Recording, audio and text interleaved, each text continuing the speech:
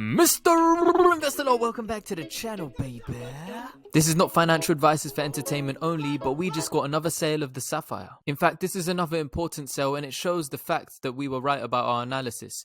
This is another Russell Group university that has adopted the Saphyr. The UK sales manager of Bionano Genomics, Joseph Butler, has said another new Bionano Genomics family member, this time in partnership with the NHS West Midlands Regional Genetics Laboratory, based within the Birmingham Women's NHS Foundation Trust, providing genetic tests from central England. They have this partnership with the University of Birmingham. Joe Butler has said he is excited to see what these very clever and talented people find using optical genome mapping with their Saphyr instrument. Ta-da! Everybody is like super happy.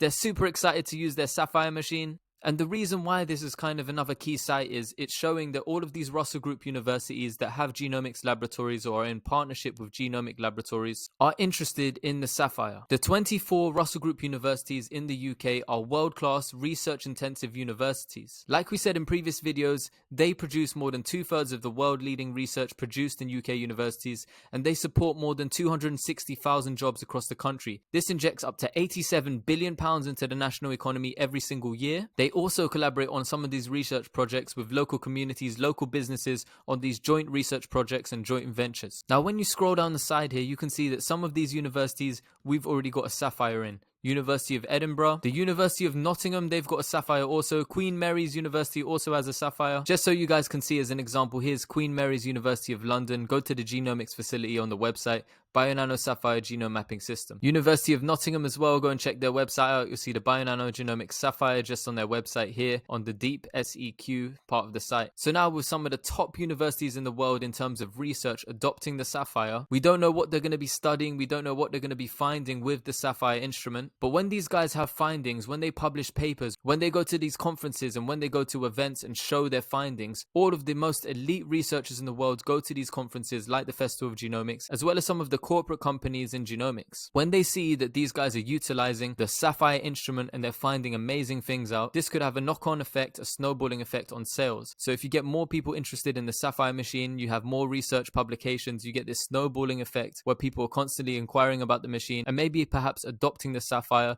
getting it on a lease or just buying it outright. You see, one of the most interesting things is Bionano Genomics CEO and Chief Business Officer is saying that the install base of Bionano Genomics is growing rapidly. They're saying, it's growing. So Eric Holmlin, the CEO of Bionano Genomics, is talking about the installed base of Saphyr is getting bigger and bigger. Richard Shippey, the Chief Business Officer of Bionano Genomics, is saying the installed base is growing fast. Now, you see, they don't reveal every single customer that buys Bionano Genomics Saphyr. They don't reveal every single one. In the last quarter, they only revealed a few, and they managed to ship, I think it was 24 systems. 20 of them were installs. So now they have 4 that they've shipped that they could potentially install, add to this. We've also got these other few.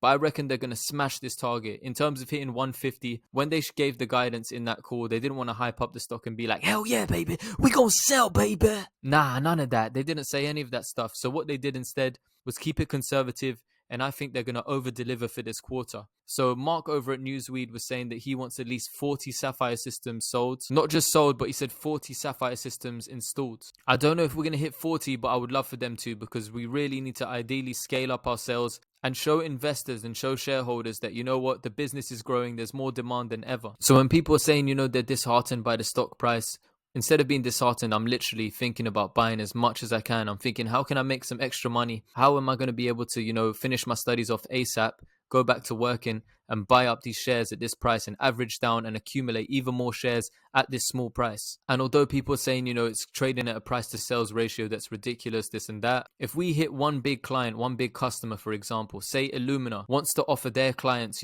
optical genome mapping alongside the sequencing services they have, how many machines are they going to adopt in one go? How many machines will come? Will we see like 100 in the first quarter? Will we see another 200 then, another 300? Could it be, up to 1,000 machines? Depending on the demand of the clients and where they are in the world, there's all of these factors that come into play, like budget, like funding, as well as reimbursements in certain parts of the world and insurances. But for me, when I saw the key sites within the NHS, buy a Bionano Genomics Saphyr system, even from that point onwards, I was like, damn, man, we're there. We're really there. It's just going to take a little bit longer. And I'm prepared to wait 5 to 8 years to see this business really grow out.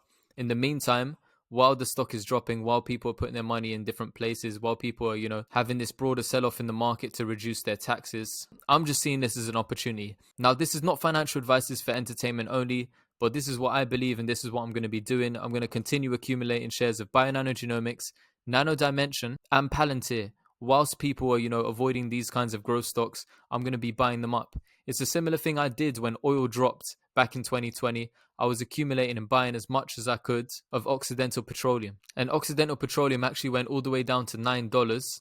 And within the last year, it's been as high as $35.75. So for me, no sweat. I can wait to see this business build out, because in 5 to 8 years' time, I believe I'm going to be smiling. Do I think this business is going to be $3 a share in 5 to 8 years' time? If I'm able to buy thousands of shares and then we get a major partnership and we see this go to all-time highs, even just $15 a share, if I'm able to buy thousands of shares and average down at $3, even if we get back to $15.69, that's going to be juicy. In the meantime, I want to congratulate Joe Butler. Thank you so much for being a bingo cowboy, baby. And congratulations to the new family members. And looking at all of these guys, you can see King's College Hospital there. World class research is done within some of these hospitals. So yeah, guys, I'm going to wrap this video up. Thank you very much for watching. Remember, none of this is financial advice. It's for entertainment only. I want to also thank everybody. Thank you so much for sending me donations, because it really helps out. I really appreciate you guys, and I see your messages there too. If you want to send me a donation, I have a PayPal link in my description box below. If you want to support the channel as well, you can click join above my head. We have loads of channel members, so I really appreciate you guys. Thank you so much for always loving and supporting the channel. And lastly, I'm on my final few shifts before I finish my studies. When this is finished, the amount of fire I'm going to bring to this game, oh baby, I'm going to be researching like mad. I'm going to be entertaining. I'm going to be bringing the value. So I love you guys. I'm going to catch you in the next video. Mr. Invest a Lot, over and out. Baby. This is Saphyr from Bionano Genomics.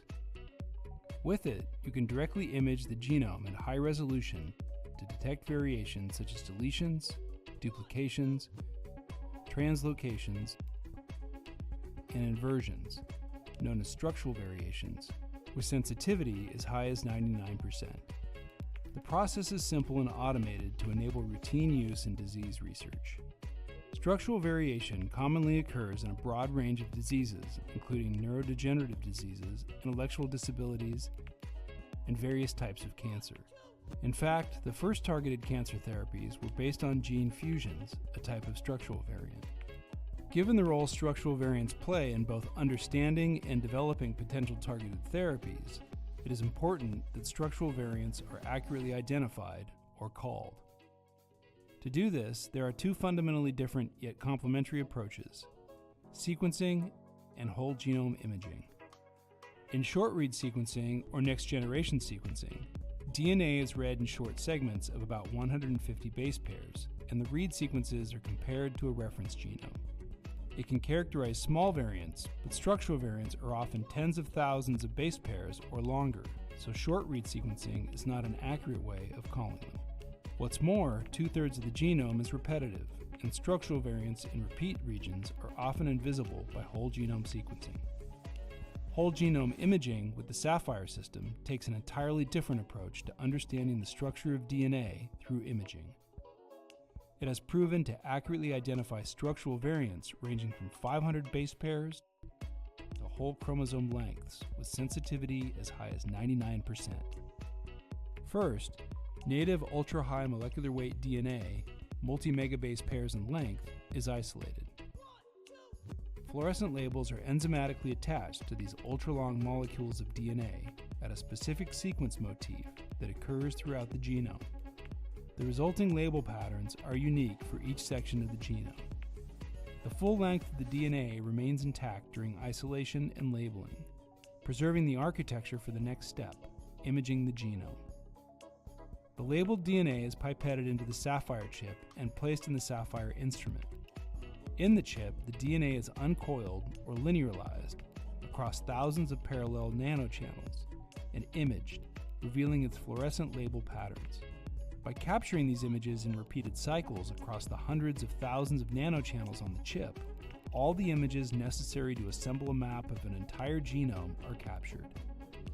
Algorithms extract molecules from the images, and then bionano algorithms construct consensus genome maps.